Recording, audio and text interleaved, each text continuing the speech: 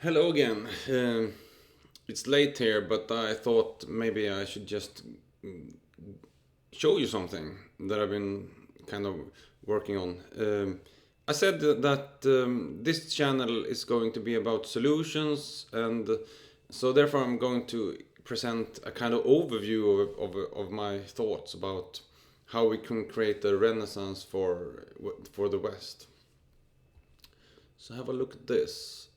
This is a one page kind of summary of what my philosophy is all about.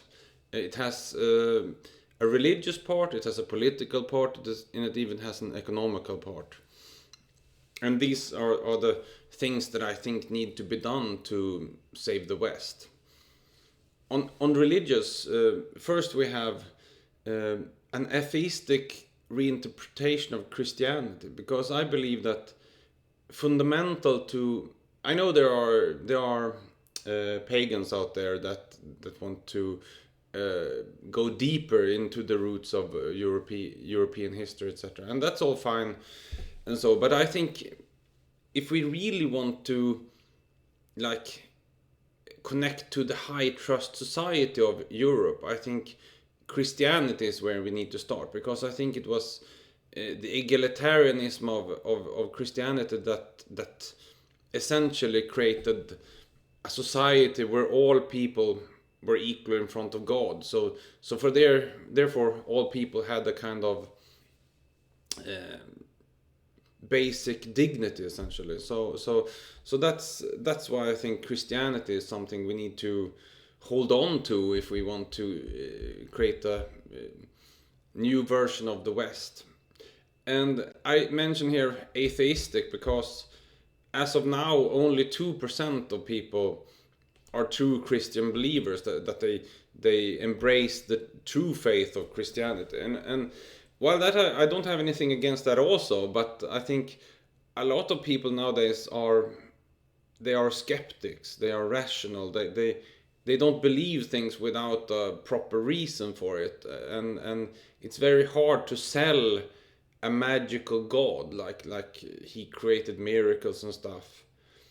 However, we can do we can read Christianity as a if we say, imagine if magic don't exist, who wrote this book and why? If you have that kind of perspective on Christianity and you start to read the scriptures, and as I've been starting to doing, and you get a kind of different idea about things. You see people fighting against oppression. You see powerful people in powerful positions co-opting grassroots movement. You see memes and like shit posters of the. So I think, like, if you take a person like Paul, for example, who I think is very very central to Christianity. I in fact think he started it all as a kind of first meme in history that spread, and so I'm very interested in him. I will go more into detail to this in this later episodes, but I think we can do the story about the story can be fascinating in itself, and it tells a story about people who want to have freedom essentially, and also when you look at Jesus as a character, what kind of what's the things in nature that Jesus gives expression to? And I think it's the will to give, as I summarize it. It's like the idea that human beings want to be in symbiosis with other human beings. We don't just want to eat or be eaten, kill or be killed. We want to cooperate as a team, and that's why we have this urge to be kind and forgiving. Actually, forgiveness is an important part of nature, and Christianity codifies this and sets it as a mission for a large group of people to cooperate against. And also the last point here, as you can see, rejection of Christian pacifism, turn the other cheek. I think there's a bug in Christianity actually. I think it was there for different purposes, but I think you can be kind, but you don't have to give in to, or you don't have to be kind to enemies as they are trying to defeat you, or as they. Of course, Christianity is a little bit vague on this also, but I think we need to make a clear stance here that Christianity, we need to create a new Christianity that says clearly we can do things in self-defense. We can even like if a group of people are openly hostile to us, we can reject them and we can even distance ourselves from them. We don't need to embrace them because it can be dangerous to do that. Then of course, like I said, forgiveness and sometimes work. Sometimes you can turn an enemy into a friend, and that's very powerful if it works. But we need to like have some we need to have some caution about that. So that's the bug I want to fix in Christianity.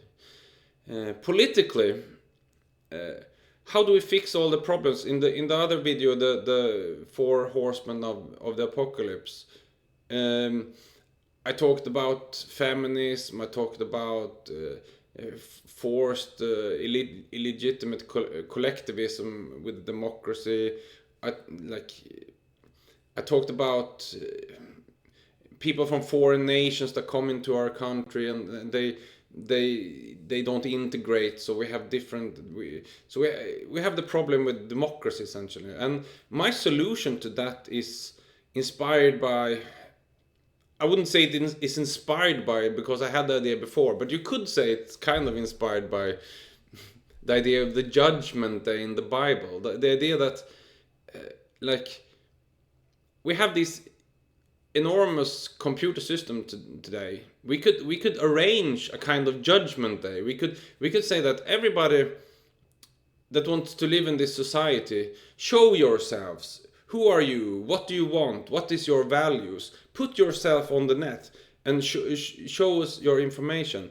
And then we start to judge each other. We say, I like these people that think as me in this aspect, but I don't like these people.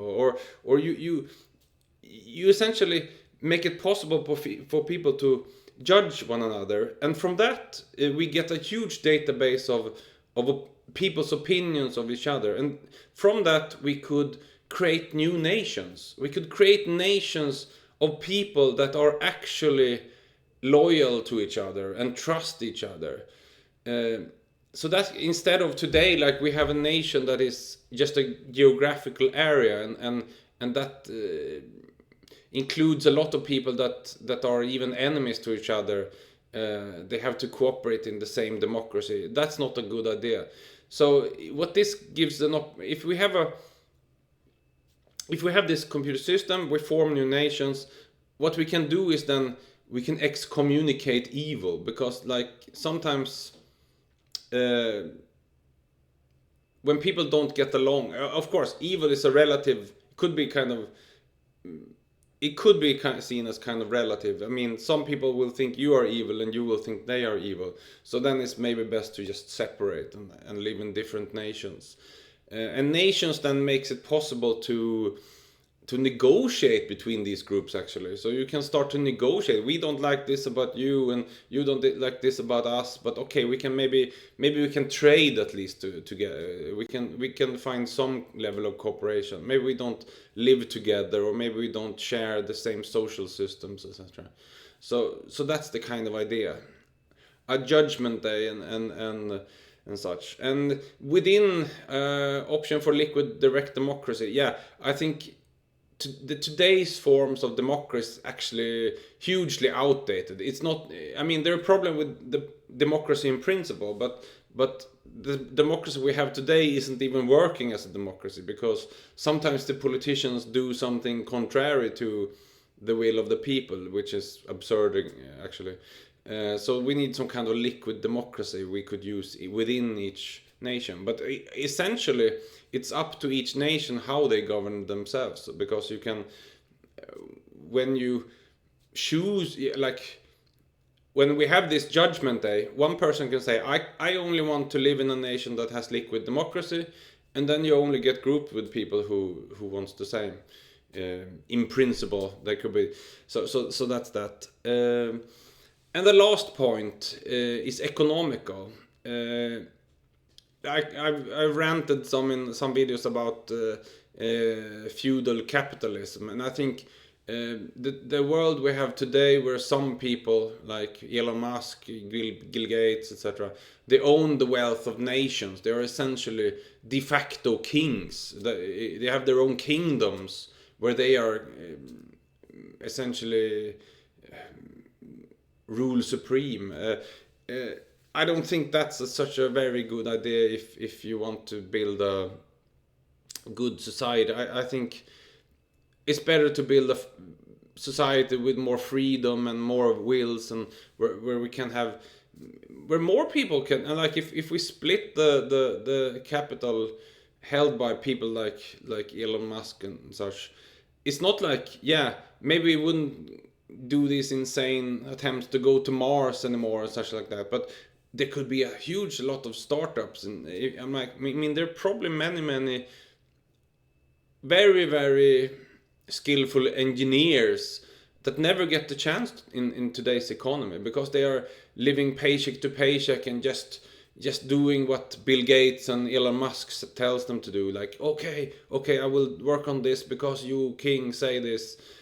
What if more people had a more middle class life? They could take a year off and work on their projects. I think that would be fantastic for innovation, and it would be a fantastic economy. So I think Gary Stevenson is dead on in this issue, that wealth inequality is ruining our modern society. Essentially, we need to do something about that. So yeah,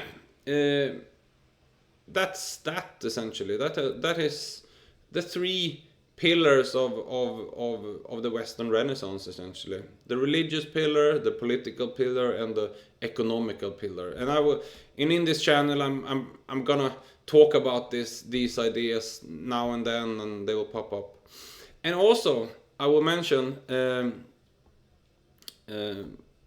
maybe I can.